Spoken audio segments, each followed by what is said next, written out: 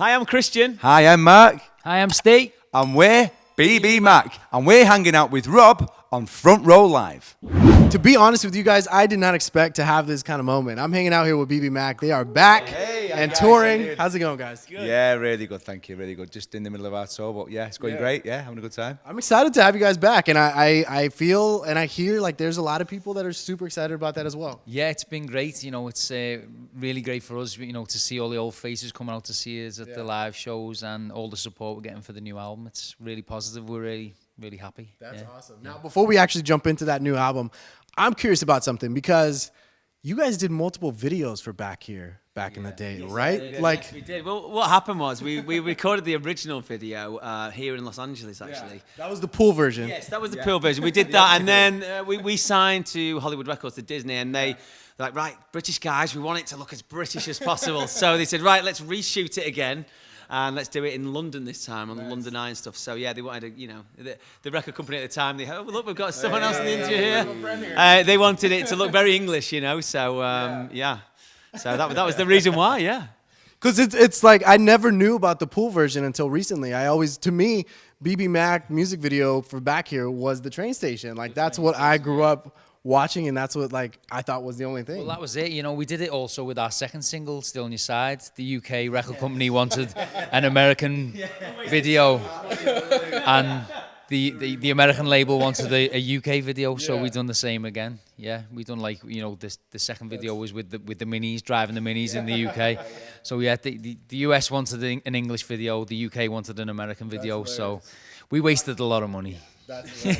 Now today, the date today is 11/4/2019. Now on the original LA video, you guys had a date on there when you guys were showing like the hotel room walking. Yeah, remember the little. Do you guys remember what date it was? Wait, the pool video of Back Here. Remember there was dates coming up on the. Yes, I remember. Yeah. Do you remember the date? I don't remember. It would have been 2000. I don't know. It was nearly 20 years ago. It was a long time. Yeah. So the date on there was 11/6/99. So it was in 2 days. So it was like, yeah, wow, there you go. So I mean, happy 20th anniversary of that video, I guess. Like, yeah, 20 years gone like that. Yeah. Crazy. Now it's cool because like not a lot of people get to have those second chances when it comes to a video.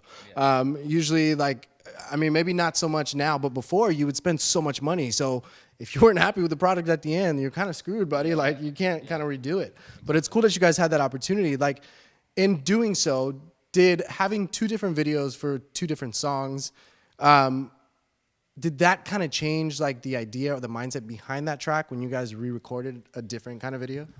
No, I think, I mean, visually, different markets would interpret us differently. You know, where like the US would see a very English video and see it as a British invasion almost, and then in the UK, you know, to shoot a video in the US was like exotic and glamorous, you know, being shown on TV in the UK, because to film in the UK, nothing special if you live in the UK. For English people, you know, we're so used to it. So this is, you know, it's more like tropical kind of, you know, special place to film a music video. And it's great, LA, because there's so many different scenes. You know, beach, mountains, you know, or city, you know, so it's great. That's cool. Now, you know, flash forward to 20 years now, like you guys just dropped your new album, Powerstation, and like one thing that I noticed is that you guys always went into the studio with Rob Cavallo. Like he was the producer for the records. Did he have any say or input whatsoever on this record, or did you guys decide to kind of produce it on your own? Yeah, we worked with Rob Cavallo on the first two albums. We worked with Al Clay on the second album as well. But yeah, this one we've totally you know, completely new team. You know, it was a long time has passed, and we wanted to do something new as well. You know, we didn't want to come back with the complete same old sound. So yeah, we took it on ourselves to get stuck in, and we did it ourselves, really. You know, with some help from some of our friends and. Yeah. Now, one thing that's cool about Rob is that, like, when people hear his name, it's more rock. It's more Linkin Park. It's more My Chemical Romance, who just, you know, announced their, Green Day, for example. So, like, Did you guys feel that kind of like rock kind of vibe from him when you guys were in the studio with him? Definitely when it came to like the dramatics, you know, like we had a song called Sympathy and the songs Ghost of You and Me, the orchestration and you could feel the vibe and like the real rock feel of the guitar driven. He used amazing musicians, all the best LA players, and he brought to the table to BBMAK that, you know, that edge, you know, that, you know, it kind of gave us that BBMAK sound, you know, the harmonies, but with that real full, thick, edgy, you know, guitar driven. He was a big fan of guitars, Rob, and, you know, he was a great player himself. So, yeah, it was great work with him. He definitely brought something to the table, that rock vibe, yeah. So as you guys went into the studio for this album, you know, you mentioned you guys wanted to do something different, not the same kind of sound. So, you know, what kind of inspired the sound that we hear on this new record? I think a lot of, you know, lyrically, you know, we've all had like 15 years of life we've experienced between, you know, the last album and this album. So we've got a lot more to write about, definitely. So lyrically, it's taken you know, it's evolved, definitely. But I think, you know, musically, obviously guitars, a lot of guitars on there, but we're just trying different things with, you know, synthesizers and different kind of beats and just trying to, you know, freshen things up really, but still sounds like BBMAK because as soon as we start singing over, lucky, you know, we can do that. We can sing over anything, and we get the blend of harmonies. It automatically, it's a BBMAK song, you know. So we use that as the glue to bring all these different genres and styles together as one cohesive piece of work. Yeah, I mean the harmonies that will never change. That's what you know. That's what how we all started with those guys. You know, the three-part harmony. So that's the sound that we've got, and we'll always continue having. So. Now, did you guys try anything different with the harmonies this time around? Because, you know, times change and the music industry is so interesting nowadays. There's so many new experiments. There's so many new sounds. Did you guys do anything different this time around? Timeless, if it's not broke, it's, you know, just, I mean, just, you know, it's some things like harmonies and guitars and, you know, certain elements of a track and production are timeless, you know, and I think vocals, you know, we're not doing that EDM dancey stuff with the chopped up vocal kind of thing. But yeah, we just kind of attacked it with the same way we always have, you know, and lots of complex harmonies going on in there, lots of rubs and stuff. Just our style, I suppose. And the thing is, we all know our strong points and where our vocal ranges suit each kind of song. So we kind of naturally go into our own kind of level of voice kind of thing on the track. So yeah, we're quite lucky in that respect. We know each other's voices quite well. So yeah, it works. It works really well. Were you gonna say something? Yeah, but also in that we never ever kind of stick to the same, like you sing the high, you sing the low, you sing the lead. We switch it up all the time. You know, some of us will sing the high harmony on some songs, some will sing the low, and so it keeps you vocally versatile. You know. Yeah, that's cool.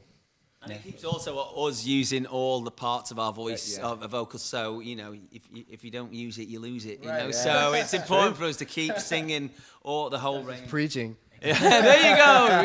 That's it. Now you mentioned earlier, like, if it's not broke, don't fix it. So it's like one thing that you know, you guys are one of those rare musicians from you know, early on, that music that you released back in the 90s like is kind of timeless. Like you can still release it today and it still has that kind of sound, that kind of effect. Like it's not like old music. What do you guys think is like the key to creating some timeless piece of music like that? I think it's real instruments. You know, it's like, you know, if you listen to Back Here now, that sounds like it could have been released yesterday because it's got live drums, live guitars, and that's just that is timeless. You know what I mean? And you know, just the feel of having live instruments, and also the quality of recording as well. You know, you get a really great drum sound, and you don't need much in the track to make it sound timeless. But you know, like Steve said, guitars, you know, and they're just never going to go out of style. You know.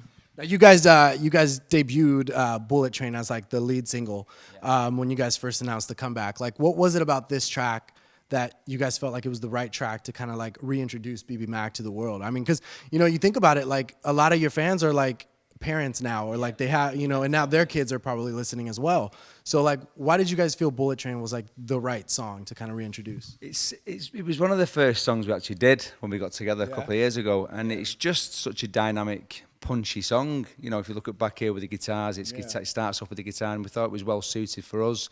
It wasn't one of them where we was really thinking what song should we really put out first. We just felt that was the right thing to do at the time. It's quite a good bridging song from the last album, Sooner or Later, Into Your Head, to the new album, Powerstation. It was kind of in the middle, and it had some new elements and some of the old sounds. So we just thought it was, it was a good one to start the ball rolling with, really. Yeah.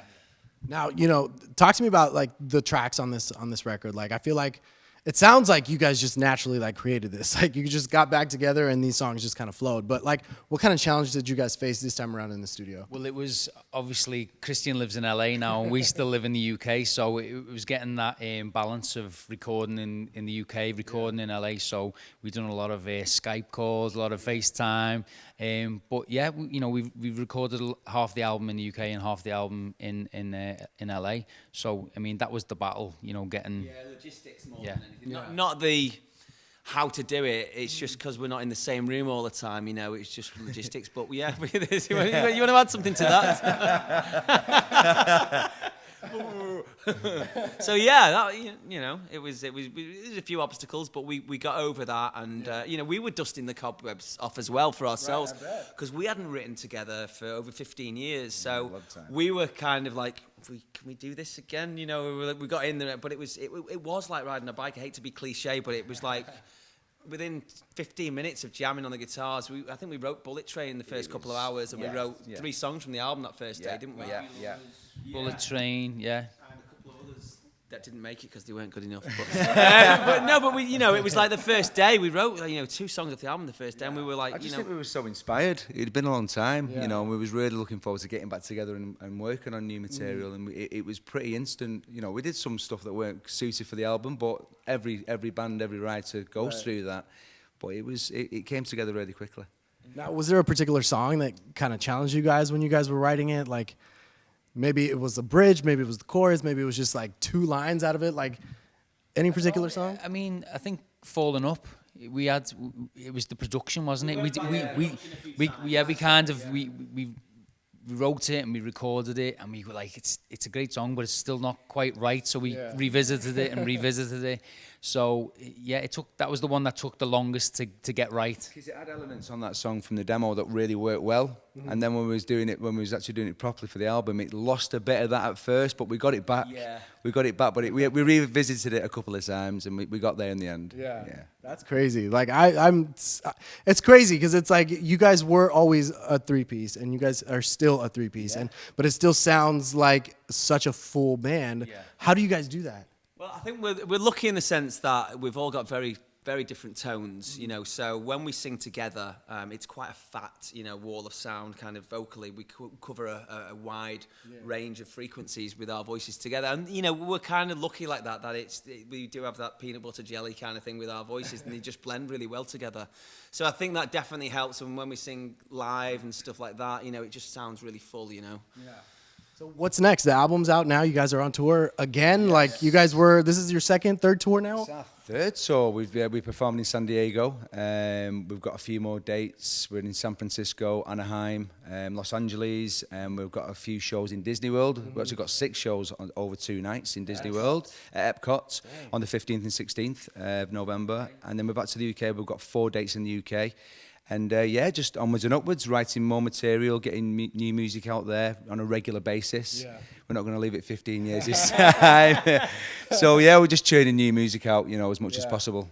Now, the biggest challenge that you guys have faced in order to make BBMAK happen, whether it's from the beginning or just recently. I think when we reformed, Stephen's a father of 2 kids, who are 7 and 8 and 12. Nearly there. I've got 2 boys myself, so we were busy, busy with our children and raising the kids up and stuff. We just felt like it was the right time, so it was more challenging getting the right timing of this whole project together again, really.